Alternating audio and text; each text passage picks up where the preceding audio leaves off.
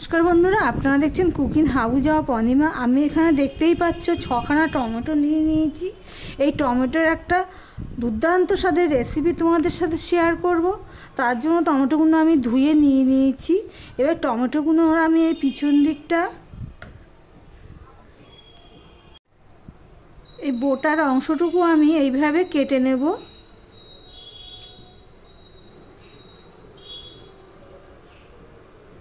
ভিডিওটি স্কিপ করো না, স্কিপ করলে বুঝতে পারবে না আমি কীভাবে করছি। বন্ধুরা প্লিজ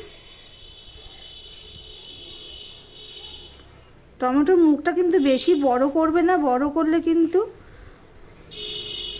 পরে রান্না করতে অসুবিধা হবে। এইভাবে আমি কেটে নিচ্ছি, নিয়ে এই ভিতরে যেই অংশটুকু আমি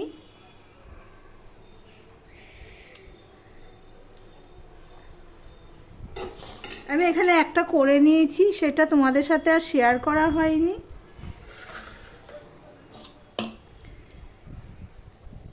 এইভাবে আমি এখানে একটা বাটিতে রেখে দিচ্ছি, দেখতেই পাচ্ছ।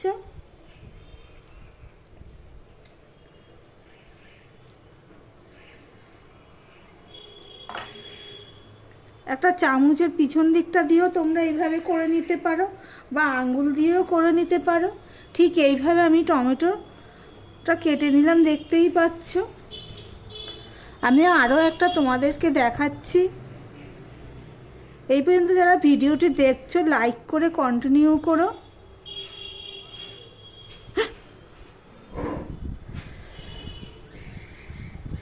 খুব সাবধানে কাটতে হবে, আমার হাতে লেগে গেল।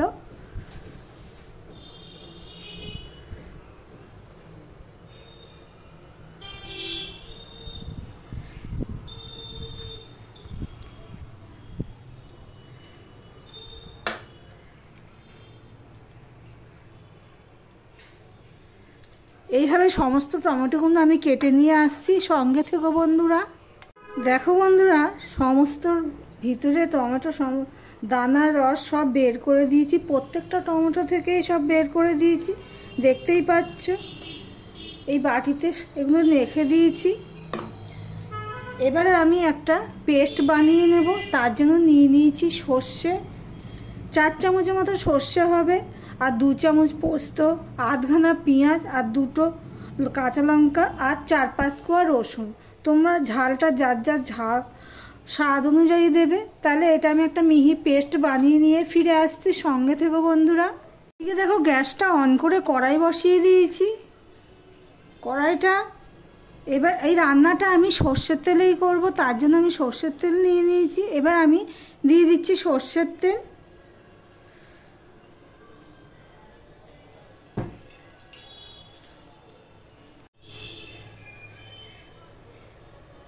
দিয়ে দিচ্ছি নুন,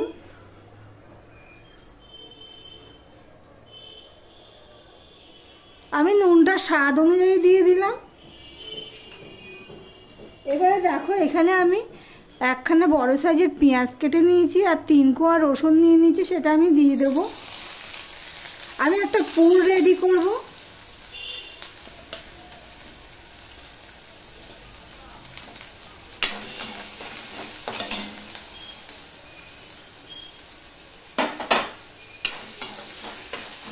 দেখো বন্ধুরা, পেঁয়াজটা লাল লাল হয়ে ভাজা হয়ে গেছে।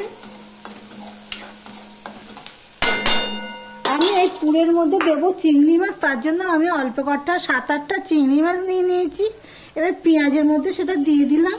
এটা ম্যারিনেট করা চিংড়ি মাছ। এই চিংড়ি মাছটা আমি ভালো করে ভেজে নেব। বন্ধুরা প্লিজ তোমরা স্কিপ করো না, খুবই একটা সুন্দর রেসিপি। প্লিজ আর লাইক কমেন্ট শেয়ার করে দিও। দেখো বন্ধুরা, চিংড়ি মাছ ভাজার একটা সুন্দর গন্ধ বেরিয়ে গেছে। এই অবস্থায় আমি যে সর্ষে, পোস্ত, রসুন, পেঁয়াজের একটা পেস্ট রেডি করেছি, সেটা আমি দিয়ে দিচ্ছি। এটা আমি সবটা দেবো না, কিছুটা দেব।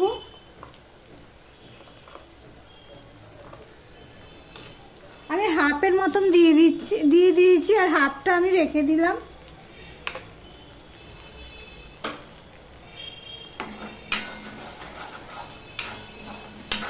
পুর ভরা টমেটো বলতে পারো। টমেটোর রেসিপি, চিংড়ি মাছের পুর দিয়ে টমেটো।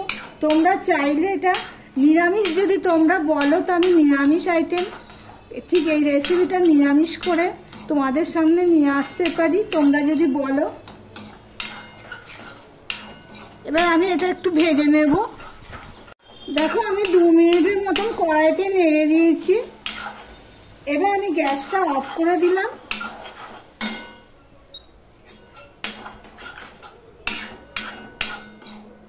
এবার আমি একটু ঠান্ডা করতে দেব। সঙ্গে থাকো বন্ধুরা। দেখো বন্ধুরা, আমি যে পুরটা রেডি করেছি সেটা ঠান্ডা হয়ে গেছে। আর এখানে দেখো আমি 3 চামচের মতন বেসন আর নিয়ে নিয়েছি 1 চামচ আমার চালের গুঁড়ো নিয়েছি। তোমরা চাইলে এখানে ময়দা দিতে পারো, কিন্তু আমি চালের গুঁড়ো দিয়েছি। এবার এটা আমি একটু গুলে নেব, অল্প অল্প জল দিয়ে একটা ব্যাটার রেডি করে নেব। দেখো বন্ধুরা, এখানে আমি একটা ব্যাটার রেডি করে নিয়েছি, দেখতেই পাচ্ছ। এবারে আমি এই টমেটোর ভিতরে এই চিংড়ি মাছটা দিলাম।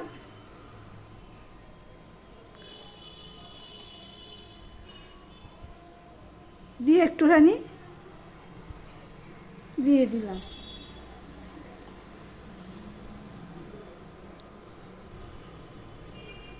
আবারও একটা দেখাচ্ছি তোমাদেরকে, একটা চিংড়ি মাছ দিলাম।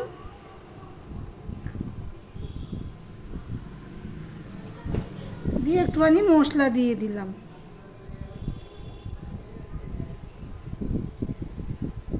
এইভাবে সমস্তটা করে নিয়ে তোমাদের সামনে আসছি। সমস্ত টমেটোগুলোতে দেখো পুরগুলো আমার ভরা হয়ে গেছে। কড়াইতে দেখো একদম নেই, কিন্তু পুরো ঠেসে ঠেসে আমি পুরটা ভরেছি। আর এখানে যে ব্যাটারটা রেডি করে রেখেছি,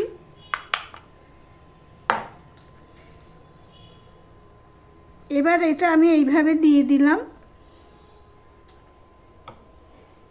এটা যাতে খুলে না যায় সেই জন্য আমি এটা এইভাবে দিয়ে দিচ্ছি। তোমরা চাইলে এটা একটু ঘন করতে পারো, আমার একটু পাতলা হয়ে গেছে, তাতে অসুবিধা কিছু নেই।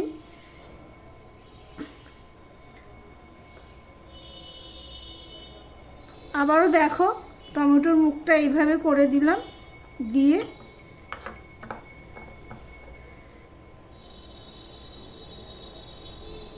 বেসনটা তো ভাজা হবে পরে, সেই জন্য অসুবিধা কিছু নেই, রান্না হবে যেহেতু।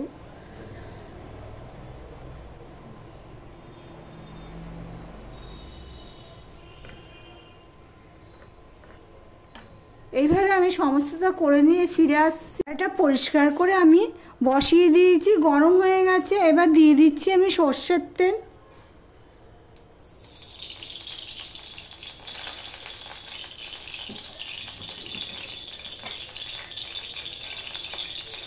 আমি তো ওখানে পুরে স্বাদ অনুযায়ী নুন দিয়ে দিয়েছি, এখানে আমি স্বাদ অনুযায়ী আরেকটু নুন দিয়ে দিচ্ছি।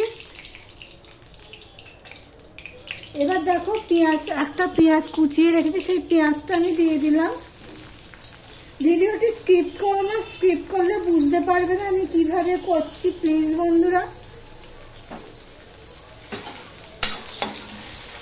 পেঁয়াজ ভাজার গন্ধ বেরিয়ে গেছে। এবার আমি এখানে কিছু মশলা অ্যাড করব। সবার প্রথমে আমি হলুদ দিয়ে দিচ্ছি।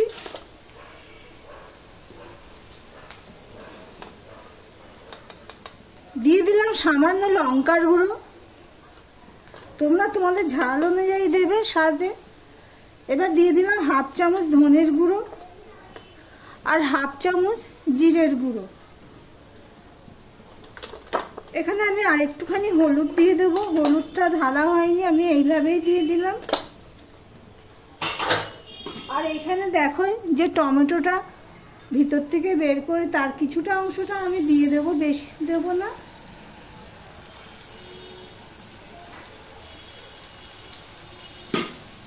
আর একটুখানি জল দিয়ে দিলাম।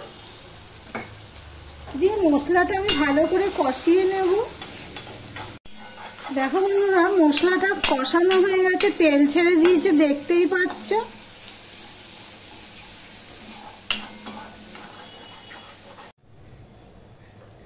এবারে যে কিছুটা পেস্ট আমি রেখে দিয়েছিলাম সেটা আমি দিয়ে দিচ্ছি।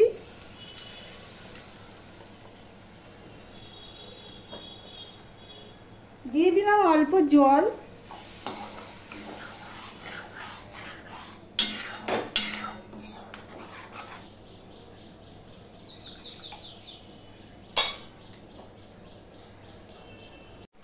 দেখো ঝোলটা ফুটে উঠেছে।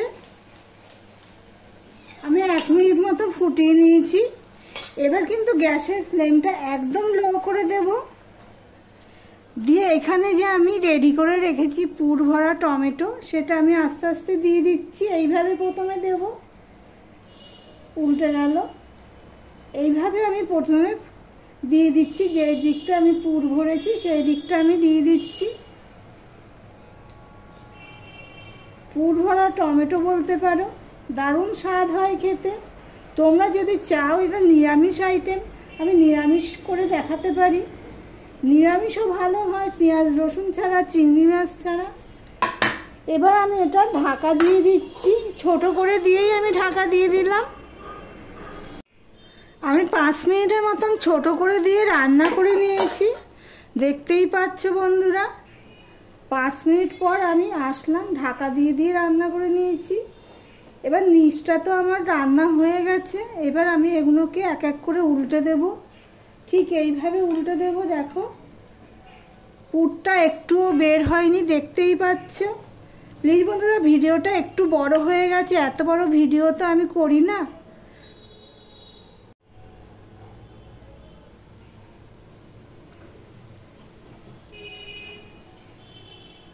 দেখো সমস্তটা আমি উল্টে ফিরে আসছি। দেখো সমস্তটা আমার টমেটোগুলো উল্টে দিয়েছি। নুনটা একটু কম হয়েছে, তাই আমি আরেকটু নুন দিয়ে দিলাম।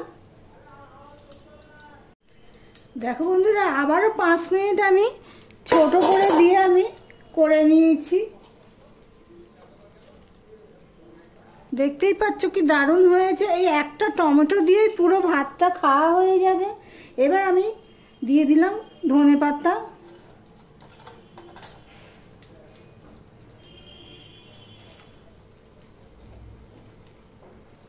এই দেখো বন্ধুরা, তাহলে ভিডিওটি আজকের মতন এখানেই শেষ করলাম। আবার অন্য কোনো রেসিপি নিয়ে চলে আসবো। টাটা।